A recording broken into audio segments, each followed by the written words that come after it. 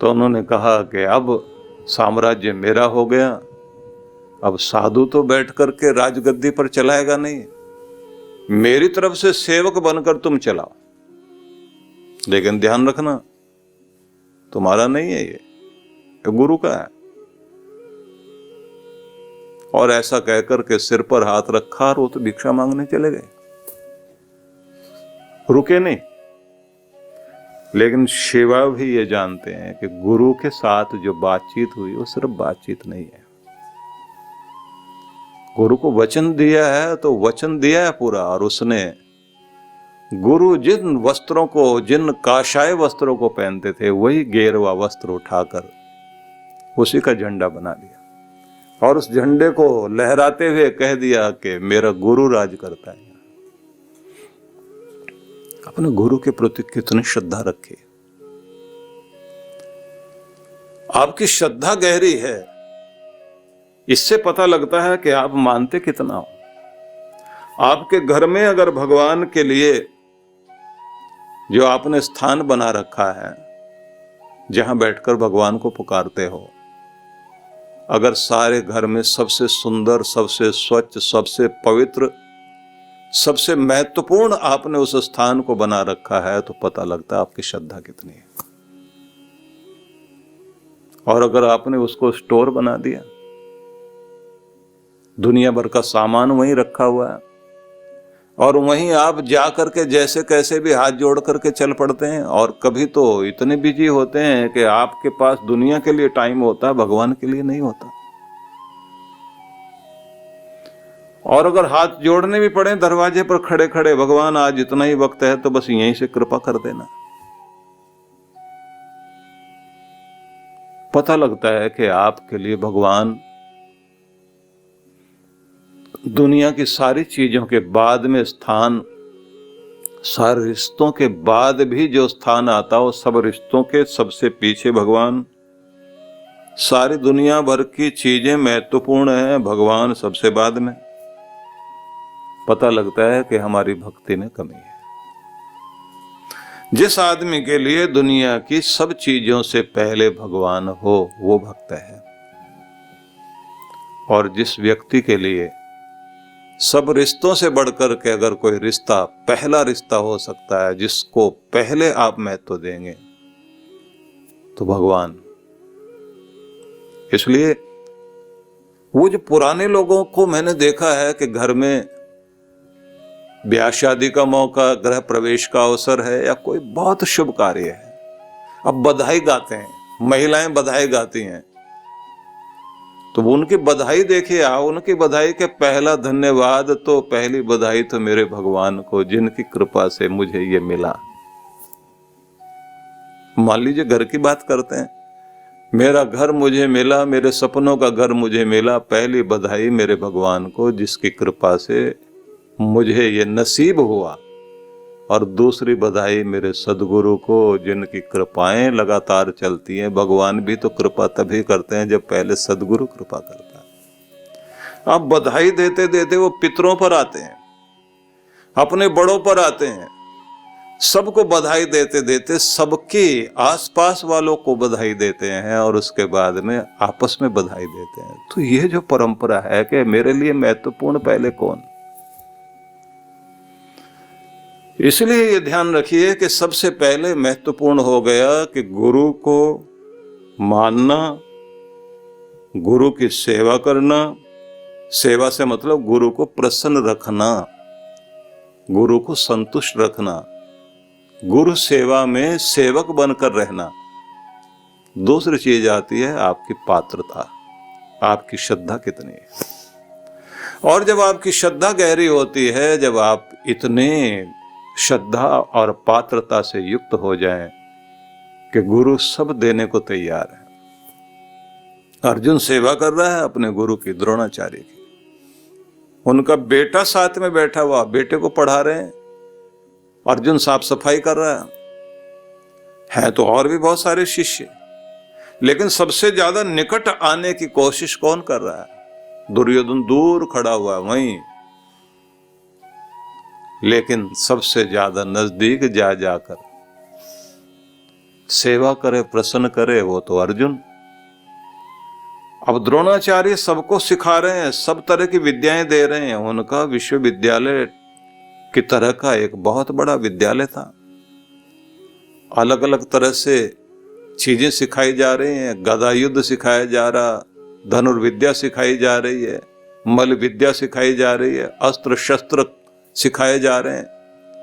सब तरह के शस्त्र सिखाए जाने की व्यवस्था चल रही है। लेकिन कुछ गुप्त विद्याएं, रहस्यात्मक विद्याएं, वो अपने पुत्र को बता रहे हैं और थोड़ा पक्षपात भी करते हैं।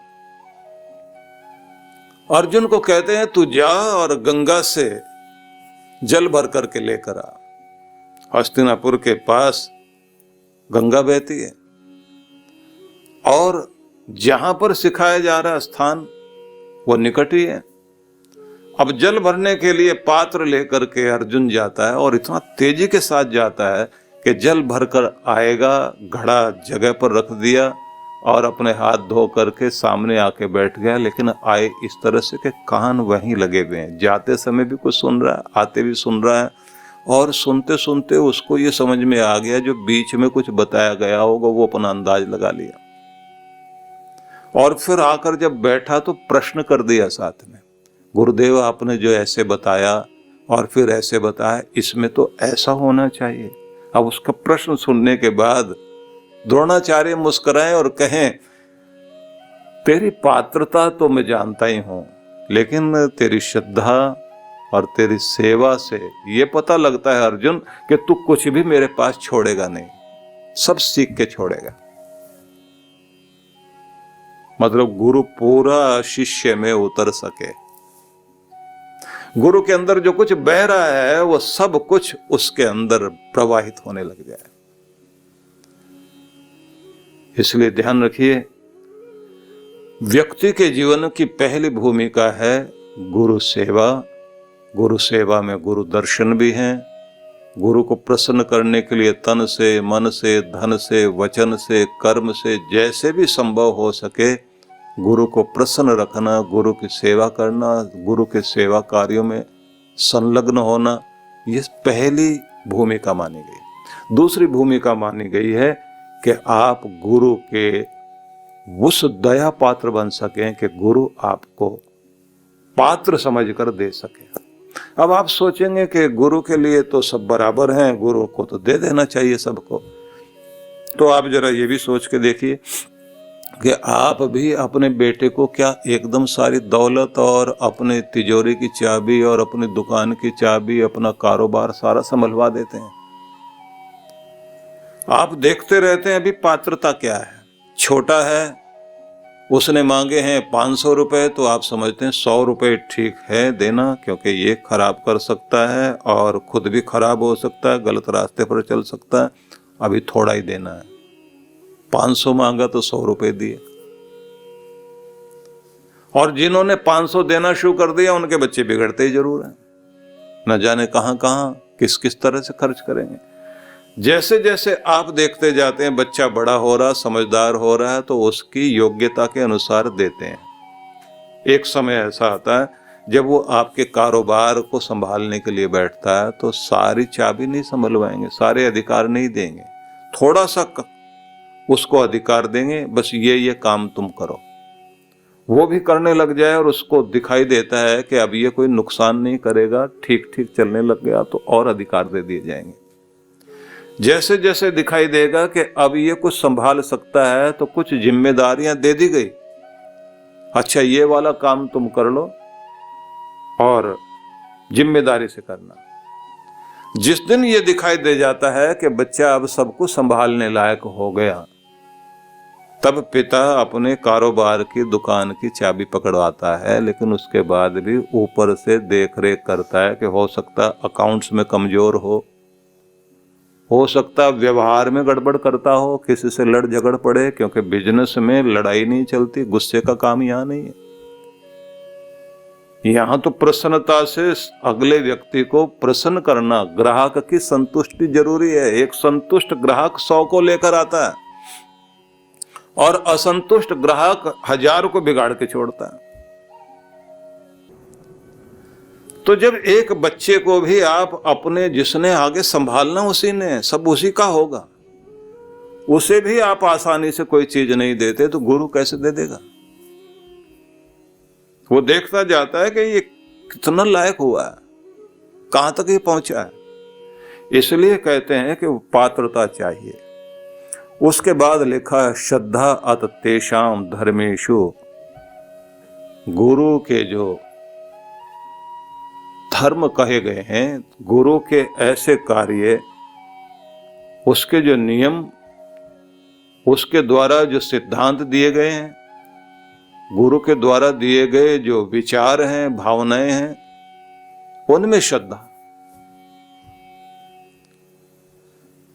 बुद्ध को मानने वाले केवल बुद्ध को माने इतना ही नहीं है, बुद्ध के सिद्धांतों को माने। सनातन परंपरा में मानने वाले लोग व्यास देव के प्रति श्रद्धा रखते हैं। तो महर्षि व्यास का दिन पूर्णिमा के रूप में गुरुओं का पूजन करते हुए व्यास ऋषि का भी पूजन होता है। लेकिन जरा देखिए कि व्यास से ज्यादा व्यास के द्वारा दिए गए सिद्धांतों को ही अपनाने से सनातन धर्म, हिंदू समाज का कल्याण है। इसलिए गुरु के प्रति श्रद्धा रखना और गुरु के द्वारा दिए गए सिद्धांतों के प्रति श्रद्धा रखना और उसके अनुसार चलना, उनके सिद्धांत आप अपनाते हैं तो कल्याण होता है। उसके बाद लिखा है ततो हरिगुण श्रुति। उसके बाद अगली चीज आती है, अगली भूमिका मानी गई, जो चौथी भूमिका मानी गई है, वो है ईश्वर के गुणगान सुनने में रुचि होना। यह सत्संग वाली स्थिति है। और देखिए, आपको मौका मिले तो ज्यादा से ज्यादा कोशिश करनी चाहिए कि गुरु के सम्मुख बैठकर सुनने का अवसर मिले, क्योंकि सम्मुख बैठकर जब आप सुनते हैं तो गुरु की वाणी तो सुन ही रहे हैं। गुरु के आभा मंडल का अपना एक प्रभाव क्षेत्र होता है और उनकी जो मेहर भरी नजर सामने पड़ रही होती है, उसका बहुत बड़ा प्रभाव है। और फिर वहां जो वातावरण बनता है, वो वातावरण भी आपके ऊपर बहुत बड़ा काम करता है। कोशिश होनी चाहिए कि प्रत्यक्ष सामने बैठ करके सुनने का अवसर मिले। लेकिन अगर ऐसा नहीं मौका मिले तो कई सारे लोग ये कहते हैं कि साहब अगर हम ऐसे नहीं सुन पाते तो टेलीविजन पर देख लें, यूट्यूब पर देख लें, फेसबुक पर देख लें, कोई रिकॉर्ड किया हुआ कार्यक्रम हो उसको देख लें, क्योंकि है तो गुरु की वाणी। और लोग करते भी हैं। लेकिन वो बात बिल्कुल उसी तरह से है कि एक भोजन तो वो होता है जब मां किचन में सामने रसोई घर में बनाए और वहीं सामने थोड़ी सी दूरी पर चौके में बैठ कर के आप अपना या डाइनिंग टेबल पर बैठे हुए हैं और सामने से भोजन परोसा जा रहा है, तो गरम गरम भोजन दिया जा रहा है, लेकिन उससे भी ज्यादा खिलाने वाली मां जिस भावना से आकर प्रसन्न होकर के चीजें प्रस्तुत करती है और खिलाती है, वो आशीष, वो मंगल कामना जिसमें उसकी भावना रहती है मेरा घर परिवार सुखी रहे, स्वस्थ रहे, इनके लिए तो मैंने बनाया। वो खीर या वो हलवा या वो जो भी भोजन रखे जाते हैं सामने, अब आपको परोसा जा रहा है, प्यार से दिया जा रहा है, ये भी तुम्हारी पसंद का, ये भी तुम्हारी पसंद का, सब बनाया गया है जिससे तुम्हारा हित हो, जिससे तुम्हारा कल्याण हो, सारी चीजें दी जा रही हैं। आप प्रेम भी प्राप्त कर रहे हैं, आशीष भी ले रहे हैं, गर्म भोजन भी साथ में मिल रहा, तो वो तो वैसा है। लेकिन एक दूसरा और है कि अगर ये संभव नहीं हो तो भूखे तो नहीं रहना, भोजन तो रोज होना चाहिए। तब तरीका यही है कि भोजन मां ने ही बनाया है लेकिन टिफिन में रखा है और आप सामने तो नहीं खा सकते, लेकिन जहां आप हैं, जहां ऑफिस में काम कर रहे हैं, तो माँ की तरफ से बना हुआ भोजन आपके टिफिन में आपको वहां दिया गया है। अब वो उतना ताज़ा, थोड़ा गर्म हो सकता है, उसी दिन का बना हुआ हो सकता है, थोड़ी देर हो गई, लेकिन ये बात ध्यान रखिए, वहां बैठकर भी जब आप खाते हैं तो है तो वो माँ का ही भोजन, माँ के द्वारा दिया गया भोजन है, तो उसकी अपनी विशेषता। तो जो आप टीवी पर देख रहे हैं वो तो समझ लीजिए कि आपको टिफिन में दिया जा रहा है, और जो आप सामने बैठ करके खा रहे हैं तो समझ लीजिए कि रसोई घर से पका हुआ आपको सामने सामने दिया जा रहा है। हाँ, कुछ लोग बहुत होशियारी करते हैं और बहुत अच्छा भी करते हैं। कुछ लोगों को मैंने देखा कि वो कार्यक्रम, जैसे 20-20 मिनट के कार्यक्रम दिए गए, टीवी पर चल रहे हैं, 20 मिनट का कार्यक्रम आएगा तो वो ये व्यवस्था बना लेते हैं कि अपनी फिजिकल एक्सरसाइज, व्यायाम वगैरह, दौड़ वगैरह लगा कर आ गए, आसन वगैरह कर लिए, अब 20 मिनट हमने प्राणायाम करना है, तो 20 मिनट के लिए प्राणायाम करने के लिए सामने बैठ गए। अब वहीं से अनुलोम विलोम चल रहा है, इधर गुरु जी के वचन कहे जा रहे हैं, दोनों काम साथ चल रहे हैं। जहां जहां कोई वचन बहुत ज्यादा प्रभावित करता है तो डायरी और पेन सामने रखा हुआ है, तो साथ साथ नोट भी करते जा रहे हैं। आज मेरे सदगुरु ने मेरे लिए ये कहा, सबके लिए कहा ये नहीं, मेरे लिए कहा। सबसे पहले उन्होंने कहा कि गुरु की सेवा करते हुए प्रसन्नता प्राप्त करो कि उनका आशीष तुम्हें मिल सके और उनकी दया के पात्र तुम बन सको, ये दूसरी बात कही। तीसरी बात कही कि गुरु में श्रद्धा, लेकिन उनके सिद्धांतों में भी श्रद्धा होनी चाहिए। और चौथी बात ये कही है कि तुम्हें सुनना आना चाहिए, सत्संग सुनना आना चाहिए, गुणगान गाना आना चाहिए। जहाँ प्रभु की चर्चा हो वहाँ जाने की आदत जरूर बनाओ।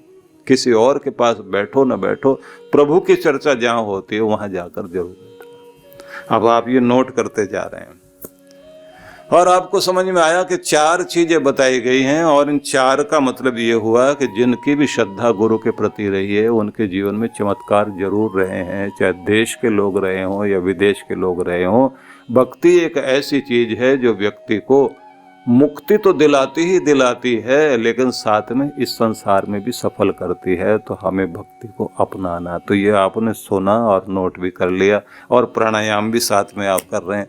तो आपके लिए तो ये हो गया कि उस दिन में शारीरिक लाभ, मानसिक लाभ, आध्यात्मिक लाभ और कृपाएं भी साथ में जोड़ ली। तो ये नियम अपना बनाकर चलना चाहिए।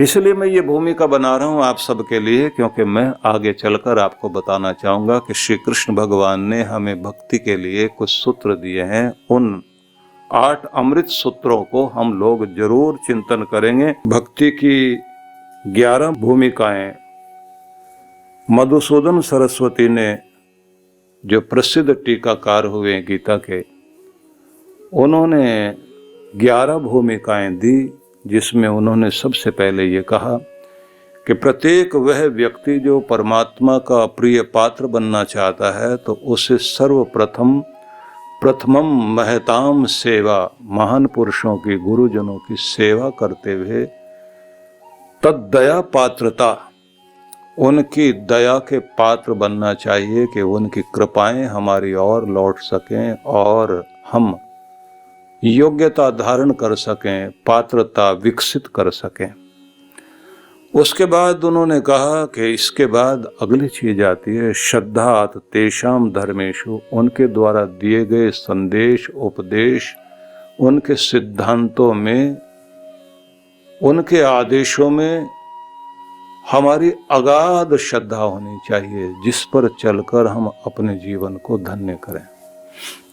साथ में ये भी कहा ततो हरि गुण श्रुति, प्रभु के गीत संगीत ही नहीं, भगवान की चर्चा जहाँ होती हो, भगवान का वर्णन जहाँ हो रहा हो, यह गुरु के द्वारा दिए गए वचनों में जो भी प्रभु की महिमा स्तुति, उसके संबंध में जो कुछ भी बताया गया है, वो सत्संग के प्रति हमारी रुचि रहनी चाहिए। उसे सुनने का शौक बने इस तरह से कि हम कहीं भी हों तो पहुंचे जरूर। इन 4 गुणों के बाद आगे उन्होंने कहा ततो रत्यंकुरोत्पत्ति ही। उसके बाद कहते हैं कि श्रवण से उस प्रेम के अंकुर की उत्पत्ति होनी चाहिए कि परमात्मा का प्रेम दीवाना बन जाए व्यक्ति। अब सोचिए कि जब यह दीवानगी आती है तो क्या कराती है। व्यक्ति प्रभात में ब्रह्म बेला में उठकर अपने प्रभु का नाम तो जपता ही है, साथ साथ कोशिश होती है कि ऐसे किसी भी स्थान में दर्शन करने के लिए जाएं जहां भगवान के भक्त लोग भगवान की भक्ति करने के लिए बैठते हैं। तो लोग मंदिरों में जाते हैं, तीर्थ में जाते हैं, या फिर किसी अपने अपने धर्म स्थल में जाते हैं। पंजाब में मैंने देखा है कि सुबह सुबह लोग गुरुद्वारों में, जो प्रसिद्ध गुरुद्वारा होता है 50-60 किलोमीटर दूर भी है, तो सवेरे सवेरे अपनी गाड़ी तैयार रखेंगे, मोहल्ले वालों को बोलेंगे कि चलो दर्शन करके आते हैं, मत्था टेक कर आते हैं। तो मोहल्ले भर के लोगों को बैठाएंगे अपनी गाड़ी में, जो भी लोग सवेरे तैयार हो जाते हैं लेकर जाएंगे, छोड़ के आएंगे। वहां जाकर के जो भी मत्था टेकना वो तो टेकते हैं लोग, अपनी अरदास करते हैं, साथ में जो भी शब्द कीर्तन होता है सुनते हैं। जो मंदिरों में जाने के शौकीन हैं, जिनके अंदर वो दीवानगी है, तो वहां जाएंगे। उससे भी ज्यादा बड़ी बात होती है कि वहां जाने के बाद व्यक्ति ये सोचता है मैं प्रभु का सेवक बनूं। हमारे देश में परंपराएं बनी कि नाम के साथ में कुछ शब्द जोड़े, जैसे कोई नाम के आगे बना दिया कि ये शिवदत्त है, शिव जी ने दिया, रामदत्त है।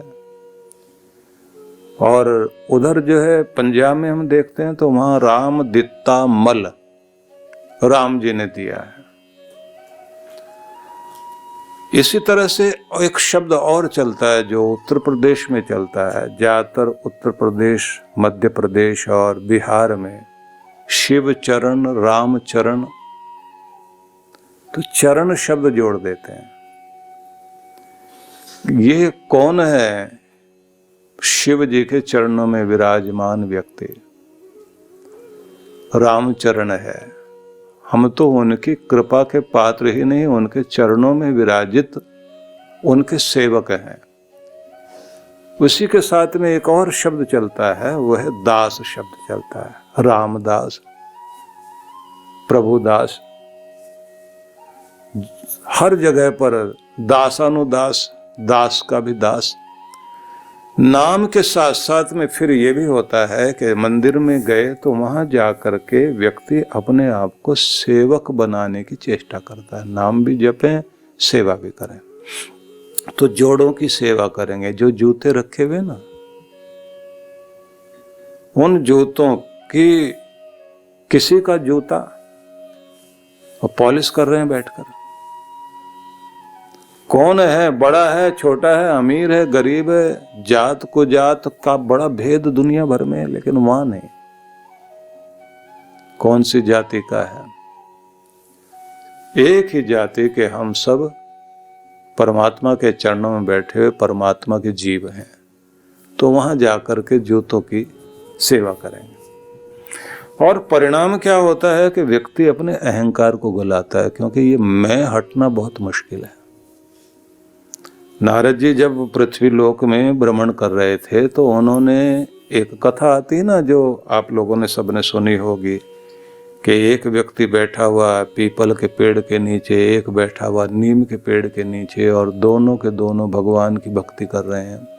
नारद जी को देखकर एक खड़ा हो गया जो पीपल के पेड़ के नीचे बैठा था। तो बहुत सारे पत्ते टूटकर नीचे बिखरे हुए थे, कुछ पत्ते लगे हुए थे। तो उसने पूछ लिया नारद जी से, महाराज आप तो भगवान के लोक में रोज जाते हैं, तो जरा बताना, बहुत समय हो गया भक्ति करते हुए, कुछ बात बन भी रही है या नहीं बन रही है, हमें तो पता ही नहीं लग रहा। उन्होंने कहा भाई बहुत निकट आ गए हो, बस ये समझो कि इतने जन्म अभी बाकी हैं तुम्हारे जितने इस पेड़ पर लगे हुए पत्ते, और देखो कितने सारे पत्ते तो तुम्हारे नीचे गिर गए। तो तुम्हारा तो दिन नजदीक आ रहे हैं। उसने कहा मैं तो सोच रहा था इसी जन्म में, कुछ ही सालों में बात बन जाएगी। आप तो जन्मों जन्मों की बात कह रहे हैं। और फिर पेड़ के पत्ते देखे, बोले हे भगवान, इतने जन्म लगेंगे। उसने अपना आसन भी साथ लेके नहीं गया, वहीं से दौड़ लगाई। बोले संसार ही ठीक है अपने लिए, तो दुनियादारी में रहेंगे, वहीं रमेंगे, जैसे दुनिया जीती है वैसे जिएंगे। ये कहाँ चक्कर में फंस गए हम लोग।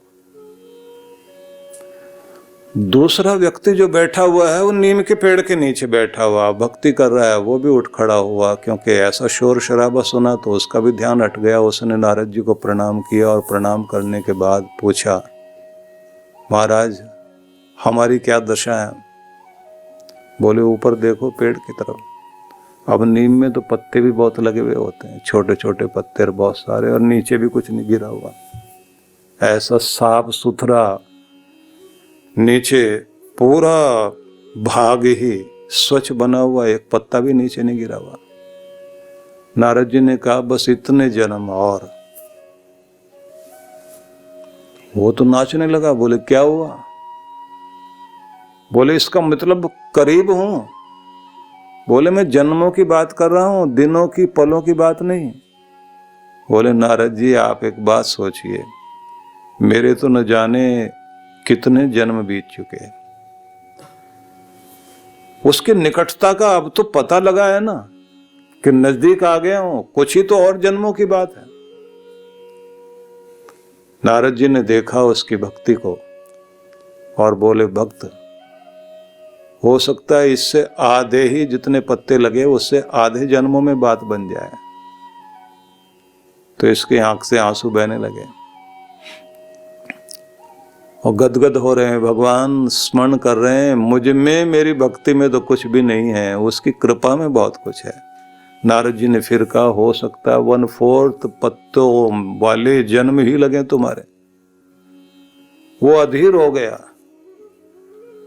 उसने कहा कि मैं तो हर पल जुड़े रहना चाहता हूँ, जन्मों जन्मों तक जुड़े रहना चाहता हूँ, बाधा बीच में कोई नहीं आए। मेरी तो इच्छा केवल एक ही है कि मैं परमात्मा का हूँ और इस दुनिया में मेरी बहुत परीक्षाएं हो रही हैं। रो रो कर आंसुओं से मैंने तालाब भर दिए हैं। जन्म जन्मों तक मर मर करके अपनी हड्डियों के ढेर से इस दुनिया में ऊंचे ऊंचे पहाड़ खड़े कर लिए हैं। जन्म तो बहुत बीत गए हैं। अब तो कृपा हो जाए भगवान, मेरे परीक्षाएं बहुत हुई हैं। खुशी हुई है आज कि मैं नजदीक आ गया हूँ। मेरी मैल गल रही है, मेरे कर्म के कारण नहीं, मेरे प्रभु की कृपा के कारण बात बन रही है। और उसके बाद उसने अपने गुरुदेव को याद करना शुरू किया। गुरुदेव को याद करे और कहे कि सदगुरु आपने विधि दी थी तो मैं निकट होने लगा हूँ। आपके द्वारा दिया गया मंत्र, और उस मंत्र में आपकी शक्ति और केवल आपकी नहीं, पूर्ववर्ती समस्त गुरुजनों की कृपा भी साथ में काम कर रही है। इसीलिए तो ये पत्ते जो और कम कर दिए गए हैं ये उसके कारण है। और नारद जी ने कहा कि समझ लीजिए एक डाल में जितने पत्ते लगे हैं इतने ही जन्म लगे। अब वो तो और बेचैन हो गया, महाराज ये आप कम करते जा रहे हैं। बोले कृपाओं को याद करो। तो उसने अपने पितरों को याद किया और करते हुए बोले मेरे कुल में कोई न कोई धर्मात्मा पुरुष रहे हैं जिनका प्रभाव मेरी जिंदगी में आया है, उनके आशीर्वाद मेरे ऊपर लगने लगे हैं, जो और निकटता की बात बनने लगी। अब उसके बाद नारद जी ने कहा कि हो सकता अब इस जन्म में ही बात बन जाए। तो अब की बार तो ये फूट फूट के रोने लगा, महाराज आप लालच दे रहे हैं या क्या कह रहे हैं?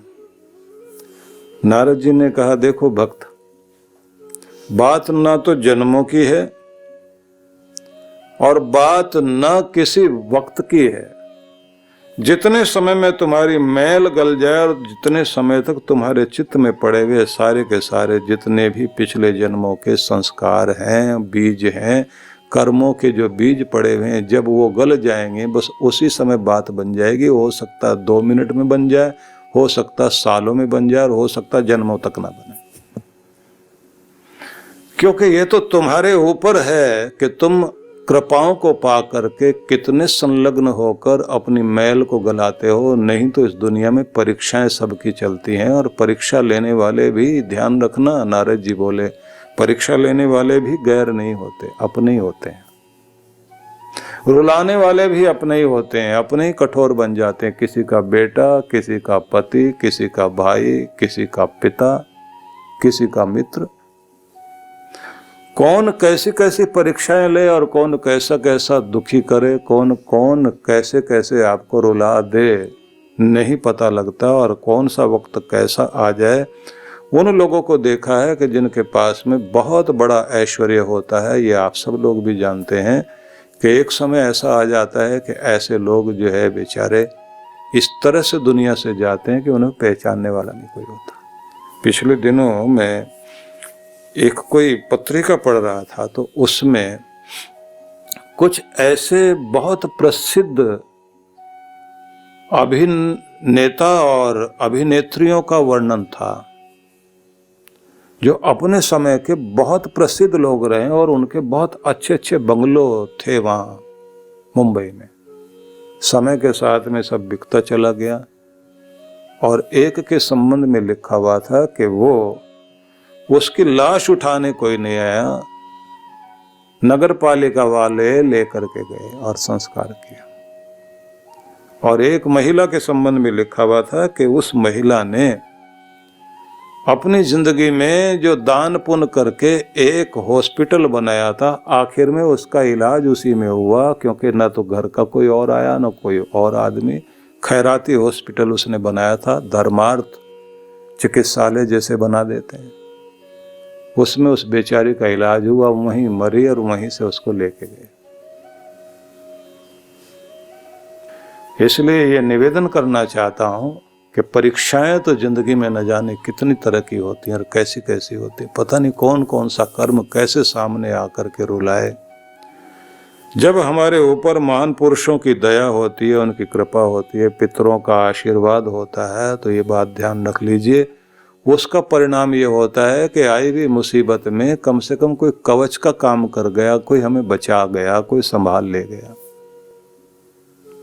एक सज्जन हमें बता रहे थे कि हम लोग जा रहे थे बद्रीनाथ के लिए और रास्ते में एक्सीडेंट हो गया।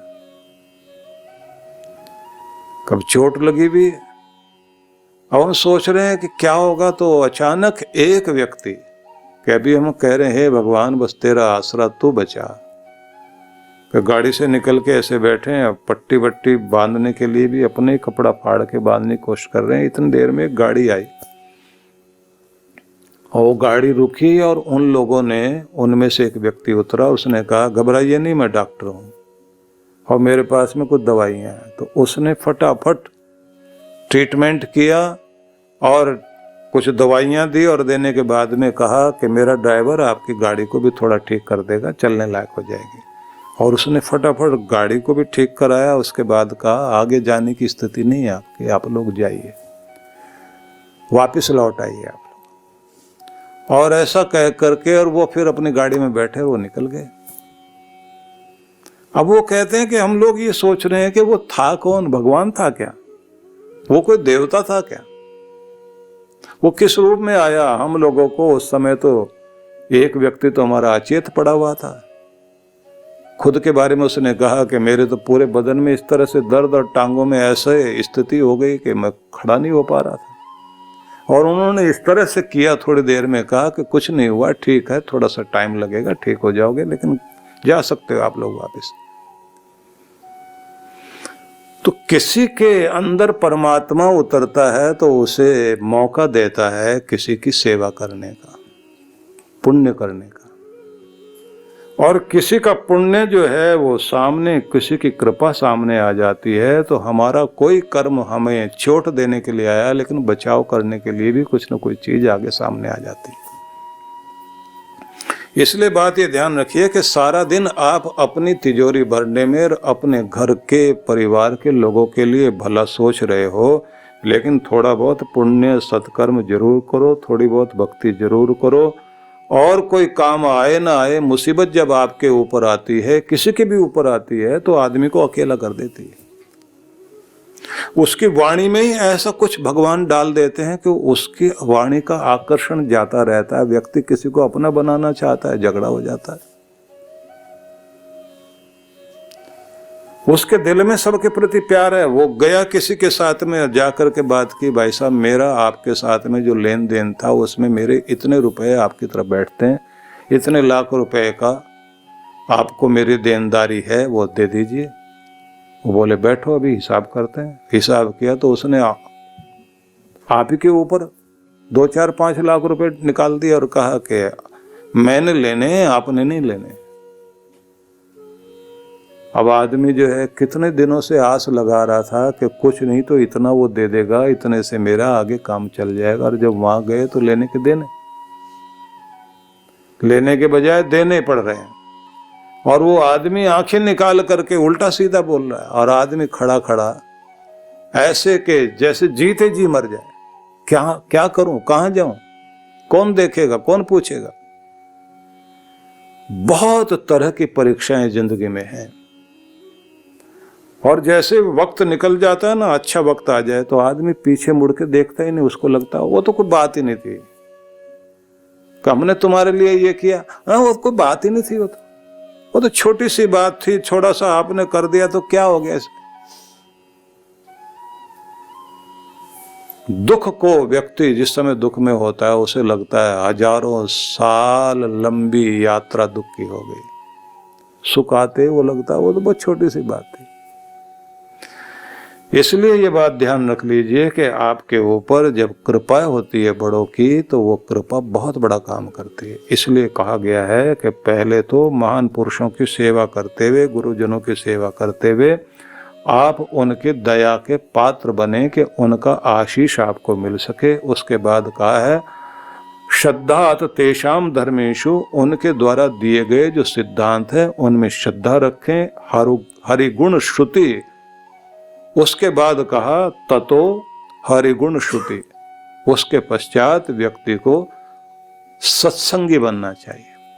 सत्संगी बनने में भी 4 रूप ध्यान रखने के होते हैं। सबसे पहली बात तो है कि सत्संग में बैठना है, रुचि बन जाए, सुनना ही सुनना है। कहते हैं ना हनुमान जी बैठते हैं जहां भी भगवान की चर्चा होती है, तो उसका मतलब यह है कि जो भी भगवान का सेवक है उसकी सबसे पहली कोशिश होती है कि जहां भी गुणगान हो रहा हो प्रभु का, वहां जाकर के मैं बैठूं।